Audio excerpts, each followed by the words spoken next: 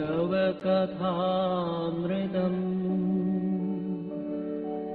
तप्तजीवनम् कविभिरीडितम् कल्मषापहम्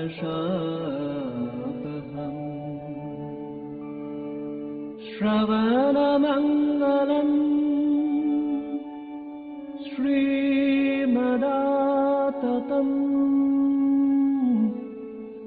भुवि गृह्णन्ति ये भूरिदा जनाः भुवि गृह्णन्ति ये भूरिदा जनाः. Om tava kathāmritam tapta jivanam kavivireeditam kalmashāpaham shravanamangalam shrimadātatam bhuigrunanti ye bhurida jana. We are studying the Gospel of Sri Ramakrishna, and in the English book it is called chapter 34, Bankim Chandra, and the conversations are of date Saturday, December 6, 1884. On Tuesday when we were reading, we missed that portion in the Bengali book. Now, those who are holding Bengali book, the Akhanda edition which we are usually referring, please open page 1115, and there we will find this full description. It is under appendix Parishishta. Under Parishishta, many things which the Master Masha has somehow missed in the running text, he has included it in Parishishta. So, Parishishta in Bengali, the first biggest portion, largest, is Sri Ramakrishna and Mahendranāth, which will not find translated in any other book, because that is Master Masha's own. There was a conflict in some people's mind, perhaps even in Master Masha, that Swamiji did not preach about Sri Ramakrishna's divinity, and Swamiji's views are different than Sri Ramakrishna. That thing persisted in many devotees' mind, and that Master Masha has dealt with in great detail that it is not so. So that is not a part of Sri Ramakrishna's conversation. And in the Gospel or in the Hindi, Marathi or other language translations of the Kathāmrita, it is not at all included, because it is not a conversation with Sri Ramakrishna.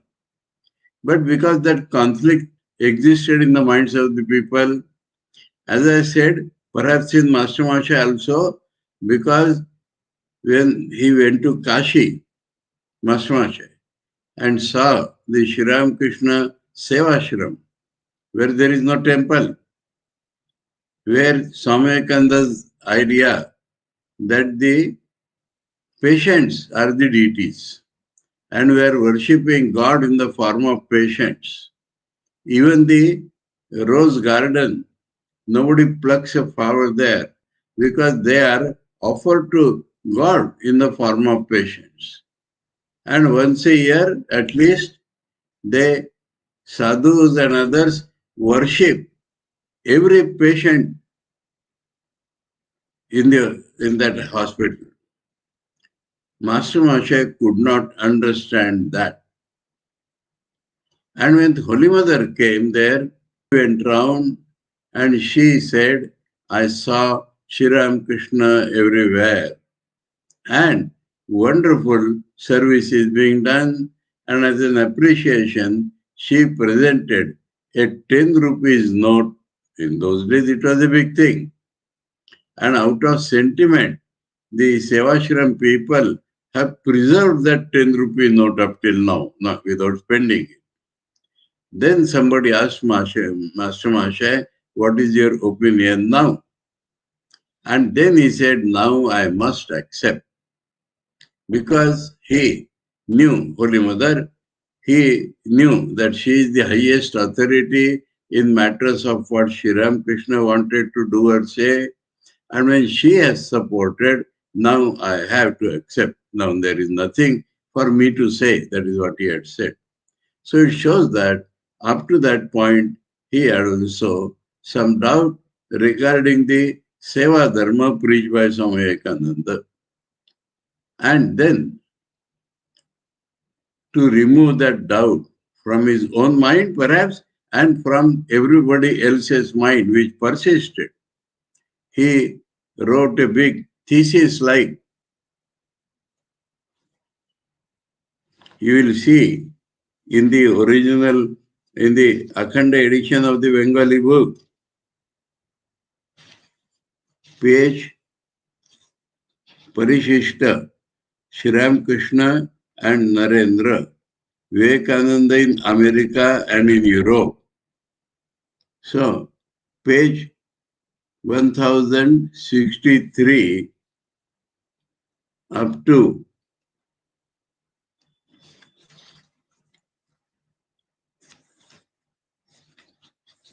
1097, 63 to 97, 34 pages. Master Mahasaya has dealt with this problem and showed that Swamiji is closely following Sri Ramakrishna. He is not separate or new. And he has proclaimed Sri Ramakrishna's divinity in the Arati and in every other place. And then follow some conversations, which for some reason he has missed in the original text.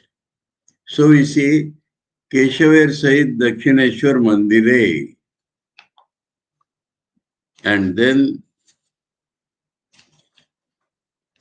Surendra Vadite, then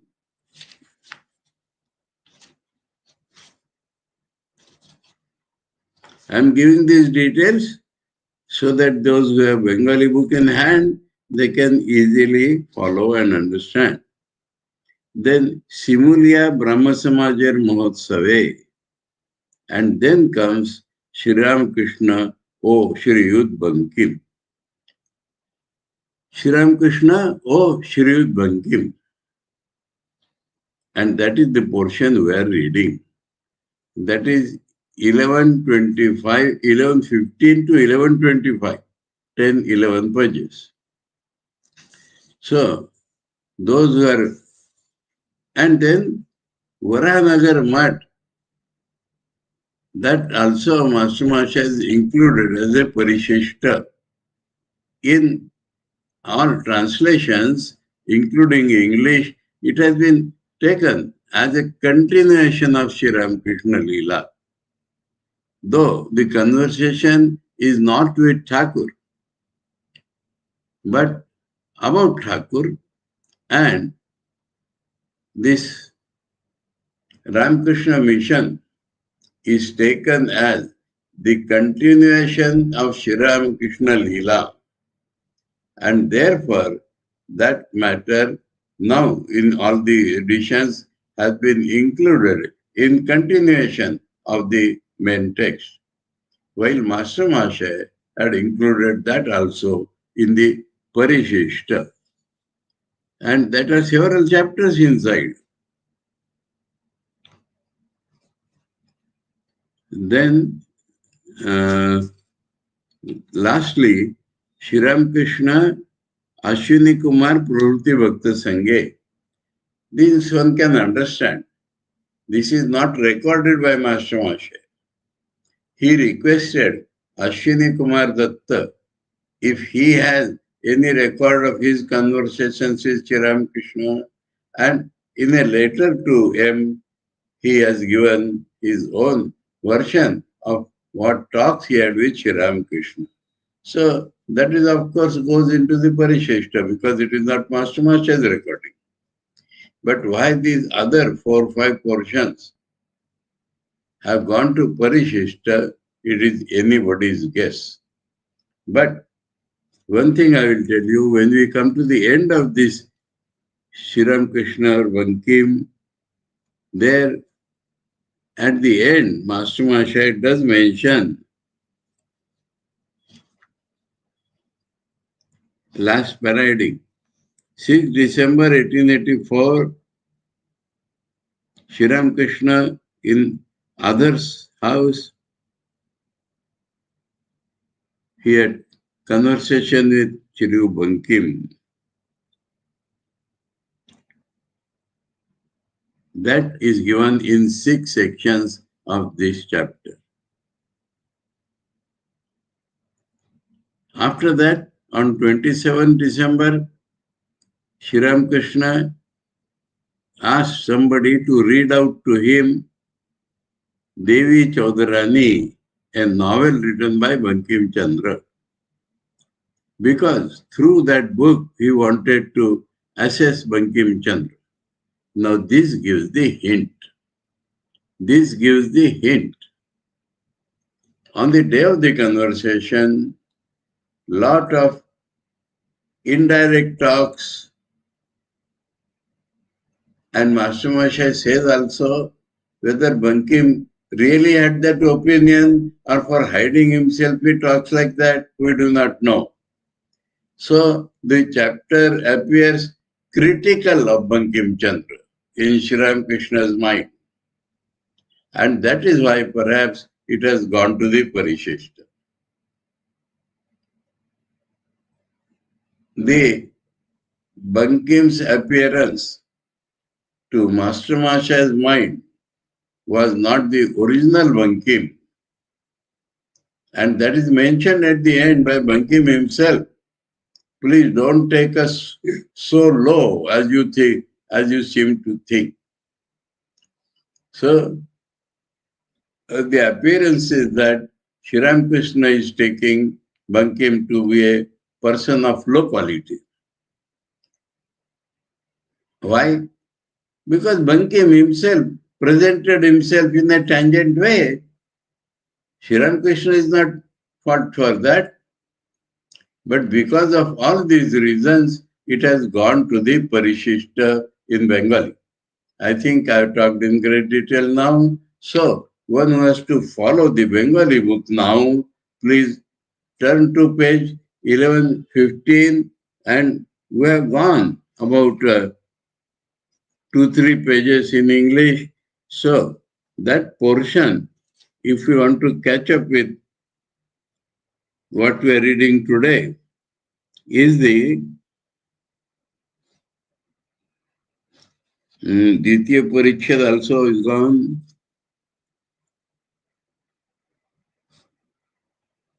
What is that?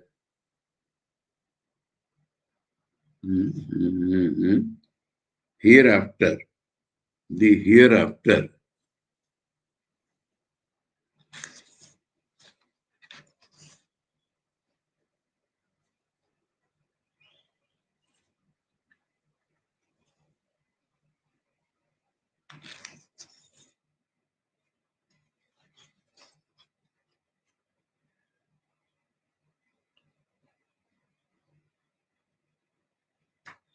Anyway, where to find out that?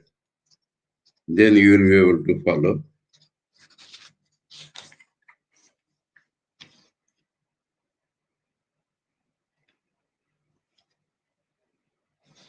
Damn, that is over. Prachar kare, why I do not preach, that is over. Parakal, Shavarti, yes. So, a subheading is there, Shrivud Bankim O Parakal, page 1118. Page 1118, please. turn that page. So page 11, 15 to 17, please read yourself and remember the discussion which we had on Tuesday. And now, today, we will be reading the portion in English, page 668. Bankim, the hereafter, what is that? And in Bengali, page 1118, Shrut Bankim of Parakal, life after death, argument from analogy, that portion. Okay? So now we go back to our gospel reading. I think I made the matters as clear as I could understand.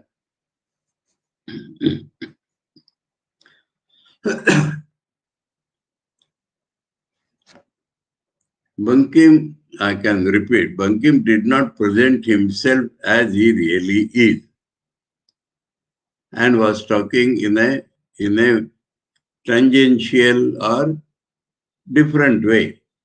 And Sri Ramakrishna obviously is responding to that way, resulting in Bankim thinking that Sri Ramakrishna is treating Bankim in a lower order. And that is why he says there that please do not take us as low as you seem to think. So there the explanation comes. Now,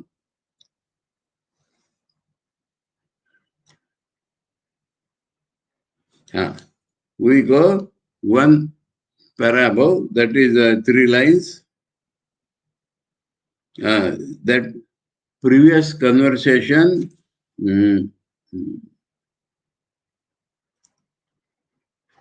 that barber and dam and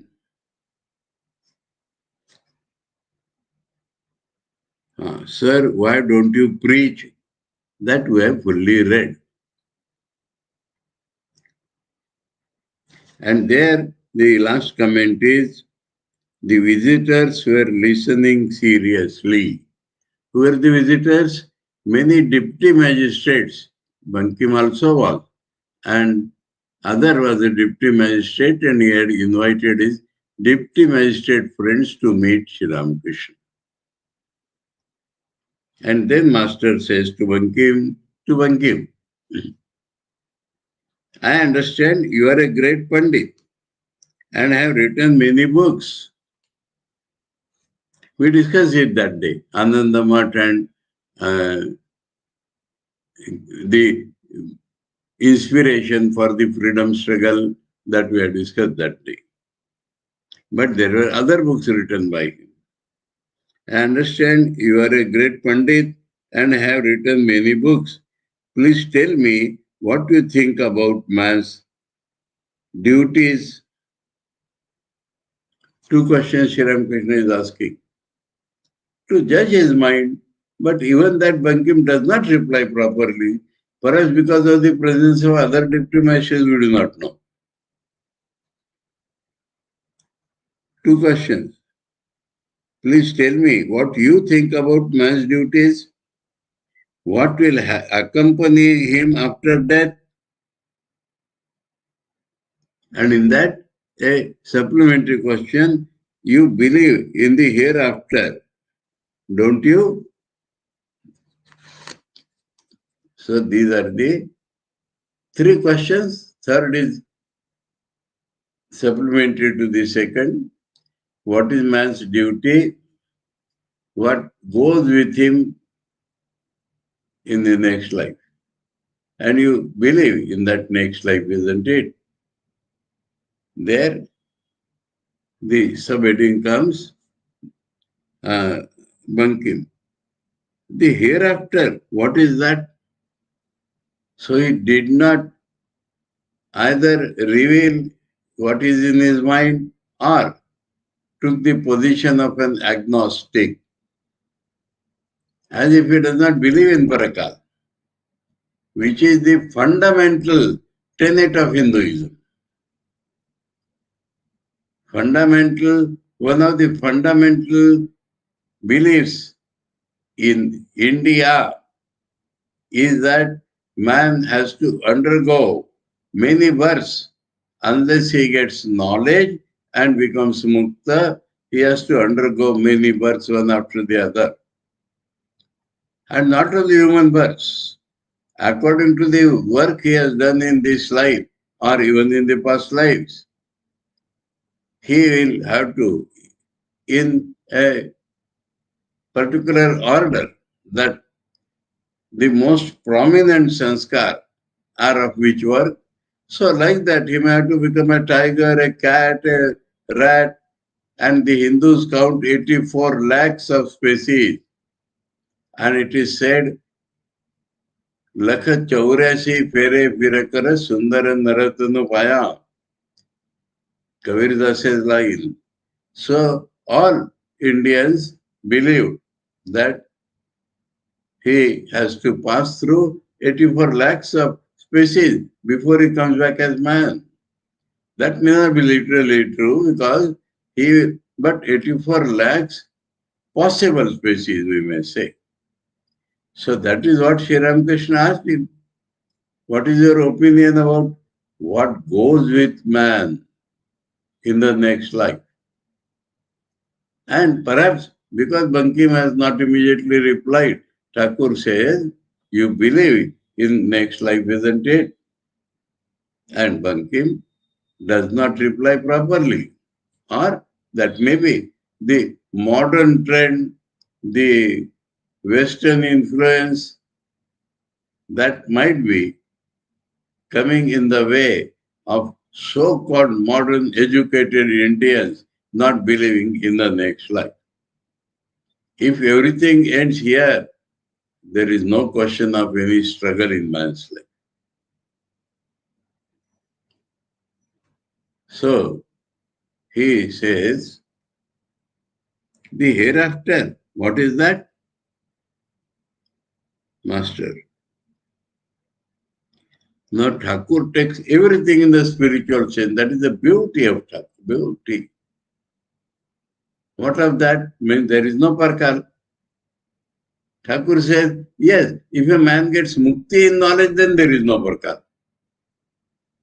So he has taken that statement negative also in the spiritual light. That is the speciality of Thakur, because Thakur does not have faiths or beliefs. He has knowledge of everything. Master, true. Where is Parkal? True. When a man dies after attaining knowledge, he doesn't have to go to another plane of existence. He isn't born again, but means for all other people it is there. But as long as he has not attained knowledge, as long as he has not realized God, equated both the things. Realizing God is attaining knowledge. We have seen that change of consciousness. He must come back to the life of this earth. He can never escape it. Till he has got knowledge, he can never escape coming again and again. For such a person, there is a hereafter. Clear, cut and dried, clear. A man is liberated after attaining knowledge, after realizing God. Again and again, equated both. Attaining knowledge is realizing God. Realizing God is attaining knowledge. Both mean change of consciousness. For him, there is no further coming back to earth. And he has beautiful similes to explain both the situations. If a boiled paddy grain is sown, it doesn't sprout. So boiled in Bengali is Siddha. And the other meaning of Siddha is perfect. So taking this pun on the word, Thakur is given this simile. In English, we cannot enjoy that pun. though the main thing has come. If a boiled paddy grain is sown, it doesn't sprout.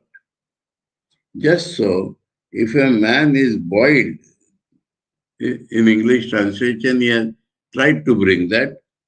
If a man is boiled by the fire of knowledge,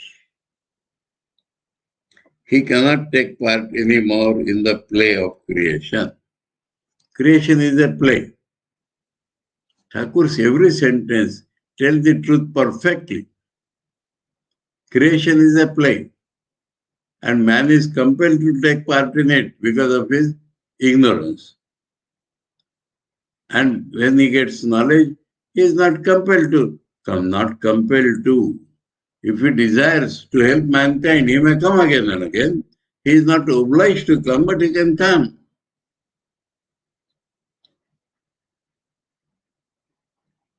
He cannot lead a worldly life, for he has no attachment to woman and gold. So Thakur brings everything to the desire for enjoyment. That is the worldly life. What will you gain by sowing boiled paddy? So categorically stating. Bankim smiling. Here's some other remark he passes. Sir, neither does a weed serve the purpose of a tree. So, instead of following that simile, he has misused that. Irrelevant something.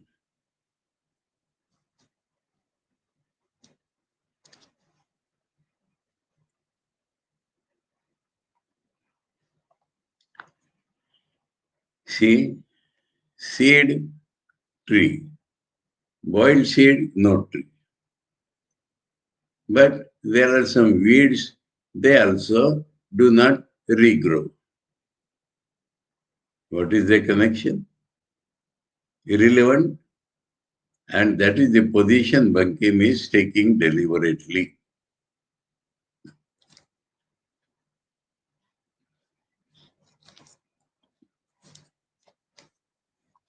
No, weeds will go on growing continuously. They do not be used as a tree. Absolutely irrelevant.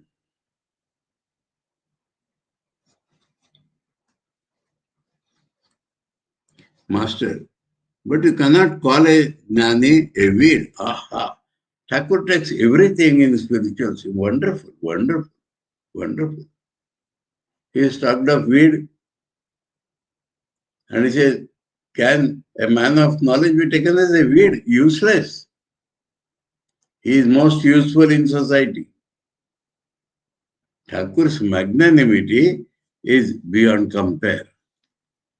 And Thakur's whole, every drop of blood, every marrow, every bone is nothing but spiritual. But you cannot call a jnani a seed. He who has realized God has obtained the fruit of immortality. Not a common fruit like a gourd or a pumpkin. So, not an ordinary tree. Fruit of immortality which does not grow on a tree, though it is called a fruit. So, Thakur's analytical, spiritual talk. He is free from rebirth. He is not born anywhere on earth, in the solar world or in the lunar world. So, mukti means absolute mukti. Not only not born on the earth, first he had said. So that should not mean he is born in some other loka, Chandra loka or Surya loka. So he makes it comprehensive, says he is liberated, he is free. That is the jnani, not like a weed. And he explains, he had talked of this seed, how analogy is one-sided. You are a Pandit. Haven't you read logic? So Thakur finds it wonder that being a Pandit, he must have read logic and he has not understood my logic. Irrelevantly he talks. Suppose you say that man is as terrible as a tiger. That doesn't mean that he has a fearful tail or a tiger's spot face. Allah. So, because Thakur has shown the irrelevancy, it has produced a laughter in others. Spirited. I said the same thing to Keshav. He asked me, Sir, is there an afterlife? So, Brahmos also had doubt about the afterlife. So, that is the result of the so-called Nirakar Upasana. That was actually the result of the Western influence on India's young people, educated people.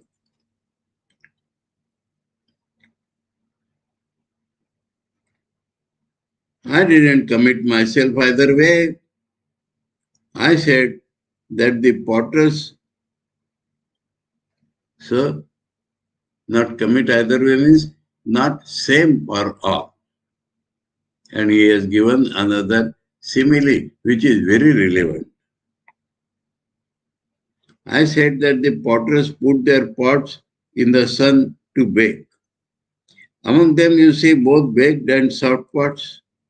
Sometimes cattle tramples over them. Of course, observation also is supreme. When the baked pots are broken, the potters throw them away. So that was boiled, this is baked. Both are cooked, siddha, perfected. But when the soft ones are broken, they keep them, they mix them with water and put the clay on the wheel and make new pots. They don't throw away the unbaked pots. So I said to Keshav, the potter won't let you go as long as you are unbaked. Straight. He will put you on the wheel of the world. So the torture one has to undergo in the world also is included in Thakur's simile. He will put you on the wheel of the world as long as you have not attained knowledge, as long as you have not realized him. He won't let you go. You will have to return to the earth again and again. There is no escape. You will be liberated only when you realize God. Then alone will the potter let you go. It is because then you won't serve any purpose in this world of Maya. This world is of Maya. So appearance. In that, how a jnani will fit in? He has realized the truth. He is beyond Maya.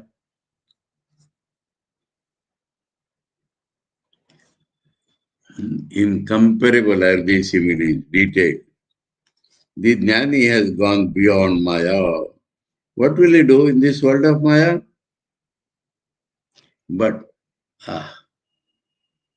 we said that some jnanis do come for the sake of helping others. So, general people have to come back. Exception, jnanis. Exception to the exception. Again, he is pointing out. But God keeps some jnanis in the world of Maya to be teachers of men.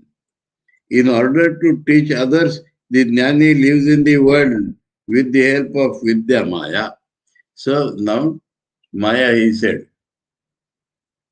And Maya is generally taken as ignorance, wrong knowledge, play. Not real. But within Maya, Thakur has found out Vidya Maya and Avidya Maya.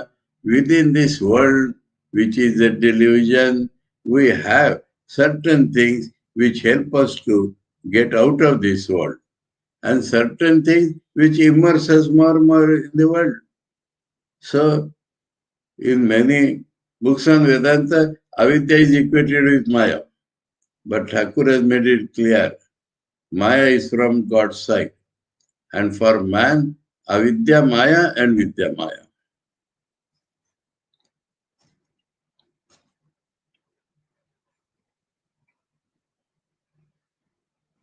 So the Jnani lives in this world with the help of Vidya Maya. That means he does not have those bad qualities which make him entangled in the world. He lives only with those qualities which does not bind him. It is God himself who keeps the Jnani in the world. And that is Thakur's supreme will. Is only belong to God. The man of realization does not have any will. Here again, in the normal Vedanta, the Jivan-Mukta is described passively. And in Thakur's language, he is the best instrument which God can use for his own redeeming Maya, his own protecting this world by liberating certain people. That is called the superior Leela of God.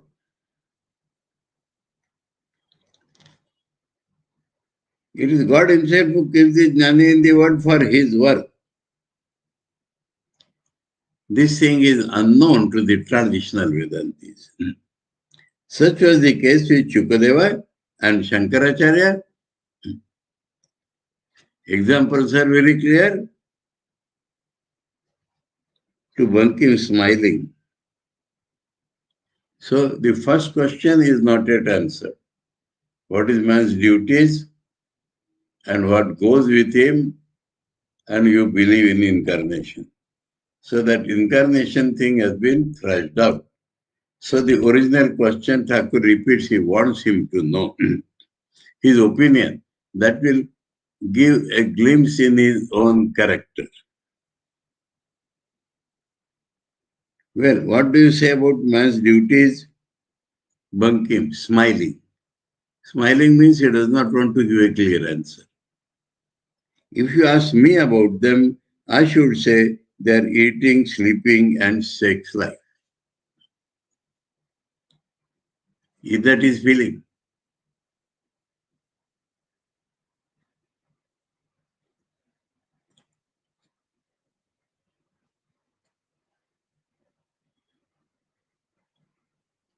Okay.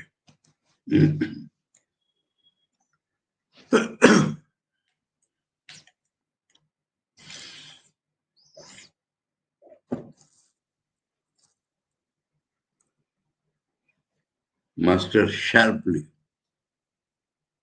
So in front of public and a pandit speaking like that, sharply, hey, you are very saucy.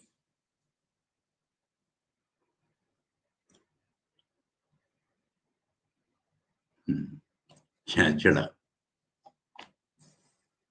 Saucy. What you do day and night comes out through your mouth. Straight away. A man belches what he eats. If he eats radish, he belches radish. If he eats green coconut, he belches green coconut.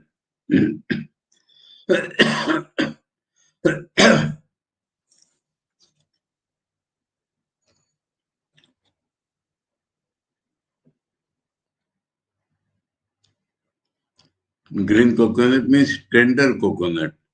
And tender coconut water we drink. But in Bengali, everything is eaten.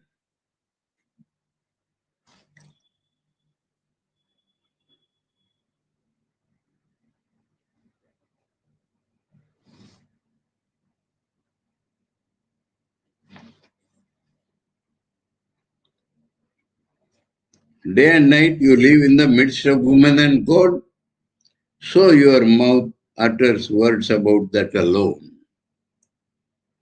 By constantly thinking of worldly things, a man becomes calculating and deceitful. On the other hand, he becomes guileless by thinking of God. Thakur does not forget that positive side. A man who has seen God will never say what you have just said. What will a Pandit's scholarship profit him if he does not think of God and has no discrimination and renunciation? Of what use is erudition if the mind dwells on woman and God? Kites and vultures soar very high indeed, but their gaze is fixed only on the charnel pit.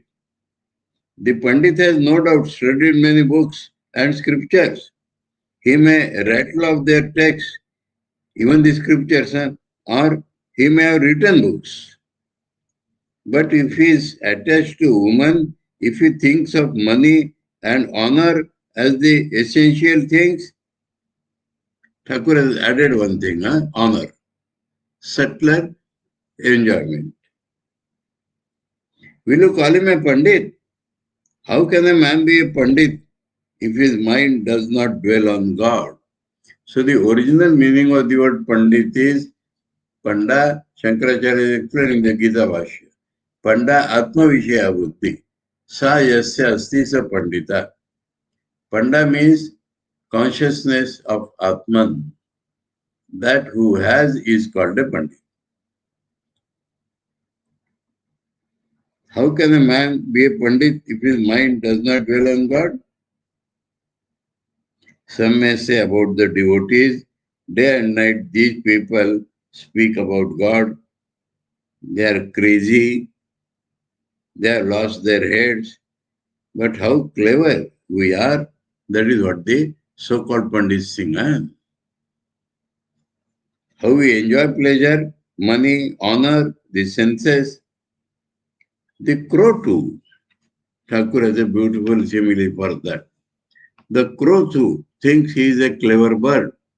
But the first thing he does when he wakes up in the early morning is to fill his stomach with nothing but others' filth. He is a great scavenger. Haven't you noticed how he struts about? Very clever indeed. There was dead silence. So Thakur has hit right, and so they are stunned. Sri Ramakrishna continued, but like the swan are those, he will not stop at criticism, he will put the positive part again and again, because that is his mission. But like the swan are those who think of God, who pray day and night to get rid of their attachment to worldly things and their love for woman and gold. They want to get rid of that attachment to woman and gold. They have, but they want to come out. Who do not enjoy anything except the nectar of the lotus feet of the Lord, and to whom worldly pleasures taste bitter. So when the renunciation comes, the worldly pleasure tastes bitter. If you put a mixture of milk and water before the swan, it will leave the water and drink only the milk. And haven't you noticed the gait of a swan, how he walks out of that grandeur? It goes straight ahead in one direction. So it is with genuine devotees. So because he talked of knowledge, he said the same thing is true of a devotee. They go toward God alone. They seek nothing else. They enjoy nothing else. Tenderly to Bankim. Sri Ramakrishna knows that he has spoken harshly, and so Bankim might have been hurt, and so Thakur wants to console him, make the whole thing soft for him, warm for him. So tenderly he talks. Master Masha's recording is, we cannot say 100%, 101%, absolutely true. The moods, the talks, everything. Otherwise, the words will not convey everything. Tenderly to Bankim, Please don't take offense at my words. Bankim, sir, I haven't come here to hear sweet things. Sir, he has provoked Thakur in a way, and so he has got that, and he wanted to listen to those things. Maybe on behalf of all,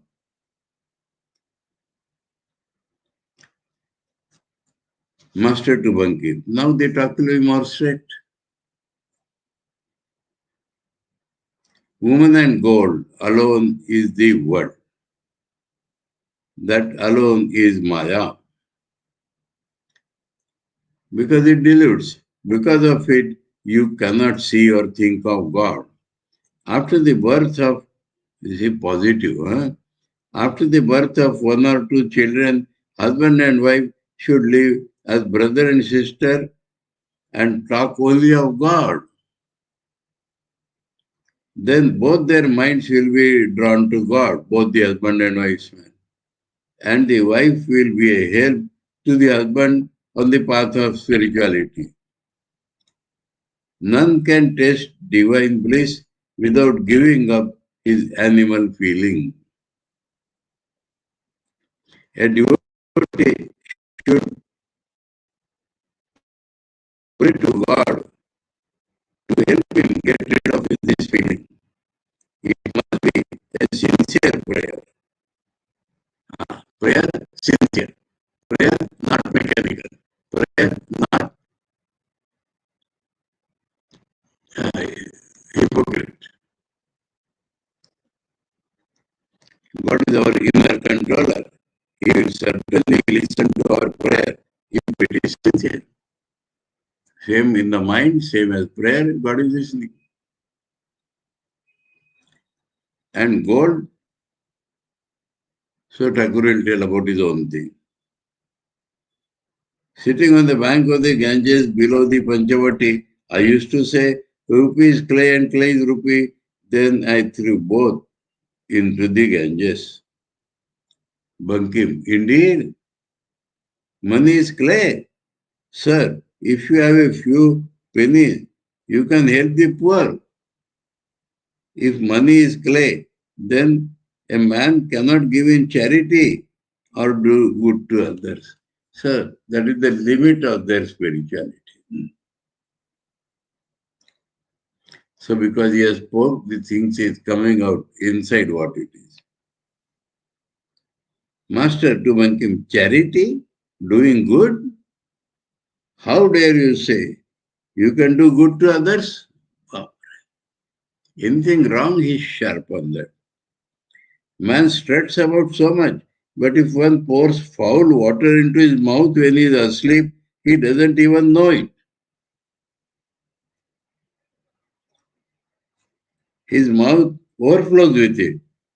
Where are his boasting, his vanity, his pride then? Helping others.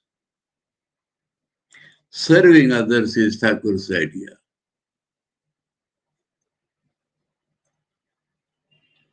A sannyasi must give up woman and gold. He cannot accept it anymore. One must not swallow one's own spittle. When a sannyasi gives something to another, he knows that it is not himself who gives. Consciousness is different. Kindness belongs to God alone. So if a man has kindness, it is God working through him, not his quality. He should never boast about it or have ego about it.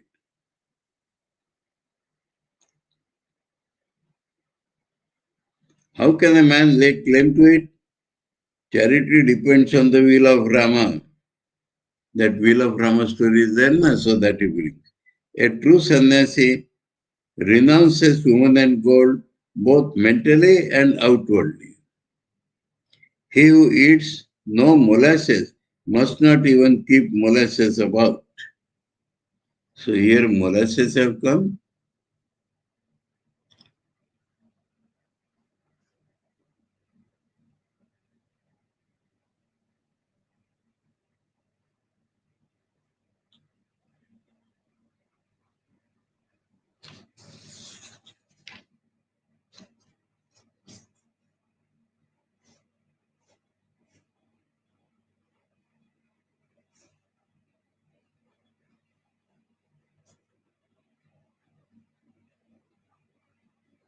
Good, okay.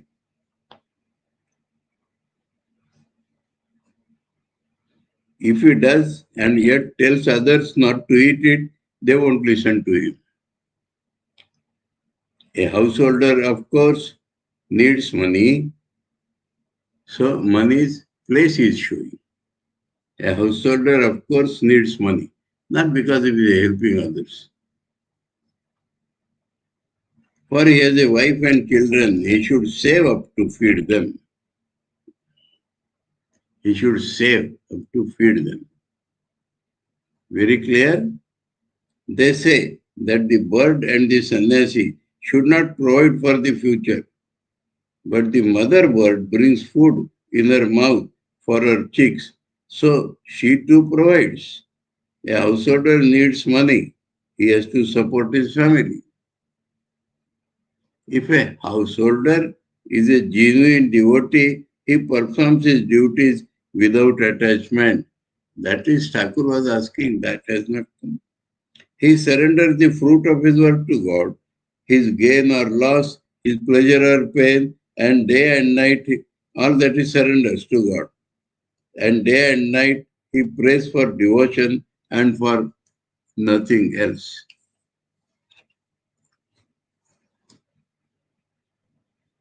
We know what had happened to Mahendranāth when he was sent to pray for money. He could not.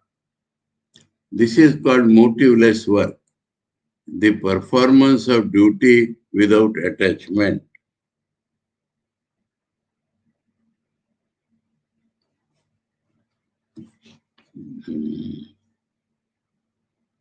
Yes. A sannyasi too must do all his work in the spirit of detachment. His work is different and that he should do without. But he has no worldly duties to attend to like a householder. Difference and no difference. If a householder gives in charity in a spirit of detachment, he is really doing good to himself and not to others. So it is for purification. It is God alone that he serves. God who dwells in all beings, and when he serves God, he is really doing good to himself and not to others. If a man thus serves God through all beings, not through men alone, but through animals and other living beings as well, if he doesn't seek name and fame or heaven after death, if he doesn't work, seek any return from those he serves, if he can get no return from those he serves, if he can carry on his work of service in this spirit, then he performs truly selfless work, work without attachment. So the sannyasi also does work like that.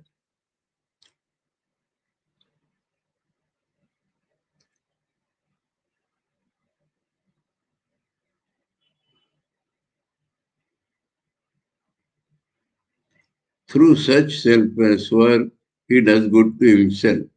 This is called karma yoga. This too is a way to realize God, but it is very difficult and not suited to the Kali Yuga. Therefore, I say, he who works in such a detached spirit, who is kind and charitable, benefits only himself. Helping others, doing good to others, this is the work of God alone. So we should understand Atmano Mokshartam Bahujana Hitaya in this spirit. That is Bahujana Hitaya is Atmano Mokshartam only.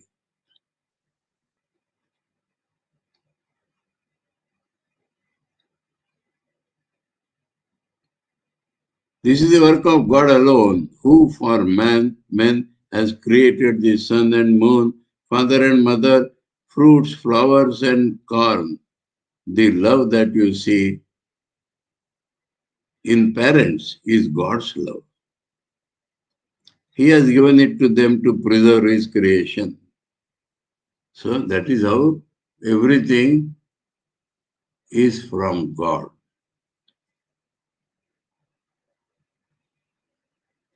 The compassion that you see in the kind-hearted is God's compassion. So parents and kind-hearted people, He has given it to them to protect the helpless. Whether you are charitable or not, He will have His work done somehow or other. Nimitta matram.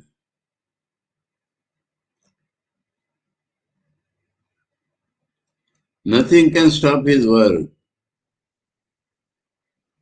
What then is man's duty? So Bankim has not reported up to them. So now Thakur himself wants to tell. Bankim has replied in a bad way, wrong way. What then is man's duty? What else can it be? It is just to take refuge in God and to pray to Him with a yearning heart for His vision. So that is the duty. Main duty is to be devoted to God and pray to Him.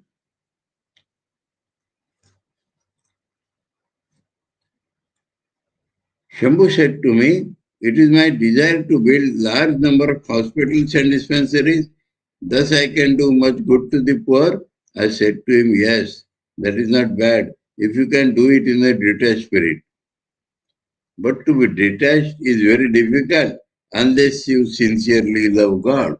So detachment comes only from the love of God. And further, if you entangle yourself in many the dark side of that idea. Further, if you entangle yourself in many activities, you will be attached to them in a way unknown to yourself. You may think you have no motive behind your work, but perhaps there has already grown a desire for fame and the advertising of your name. Then again, if you are entangled in too many activities, the pressure of them will make you forget God.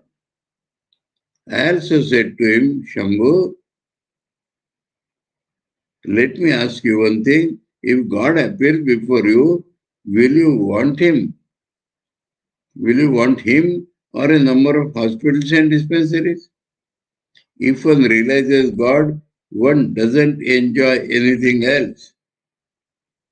One who has tasted syrup of sugar candy cannot enjoy a drink made of from common treacle, that is jaggery.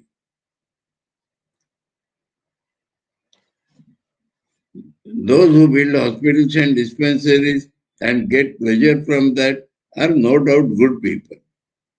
But they are of a different type, not spiritual. He who is a real devotee of God seeks nothing but God. So that is a good thing, but not spiritual. If he finds himself entangled in too much work, he earnestly prays, Lord, be gracious and reduce my work, my mind. We should think of Thee day and night has been wasting its power. It thinks of worldly things alone. Pure soul devotees are in a class by themselves. You cannot have real love of God unless you know that God alone is real and all else is illusory. So that has come. So that is the only source of non-attachment. If you think they are real, you will be attached. You cannot have real love of God unless you know that the world is impermanent, only of 2 days existence, while its creator alone is real and eternal.